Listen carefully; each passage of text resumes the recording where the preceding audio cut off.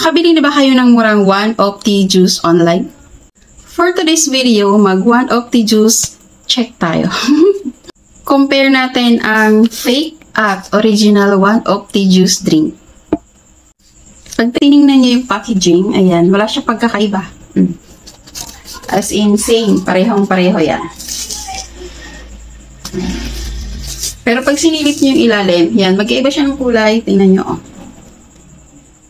Itong nasa left ko ay mas darker, tapos ito naman ay mas, ano siya, lighter. Tapos, pag inalog mo, iba yung tunog niya. Ito yung original, so fine yung ano niya, yung tunog niya. Hindi siya ganun kaingay, compare dito. Ayan, oh. Napakaingay niya, di ba? Ang layo ng tunog. Tapos ngayon, timplahin naman natin siya kung ano yung lasa niya. Yung pagkakaiba ng lasa.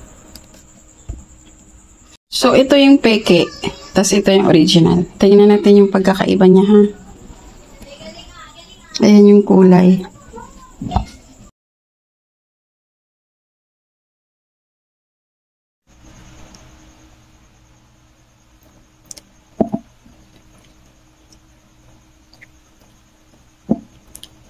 So, parang ito lasang matamis lang. Tapos ito, matamis na iba yung lasa. Parang fruity. Ganun. Tapos, ayon sa bumili nito, ano daw, yung healing crisis niya ay sobra. As in, sobrang nanghihina daw siya. Pero kahit din naman tong original na 1OPTI juice, meron din siyang healing crisis. So, kaya ayan, mag-ingat kayo. Hindi porke nakamura kayo, eh, natutuwa na kayo. Kasi, maaari kayong mapeke, lalo na pag mura talaga siya. Alam niyo din ba na pwede kayong makamura nito pag maging ano kayo, distributor? So, ayan, PM niyo ako kung paano turuan ko kayo.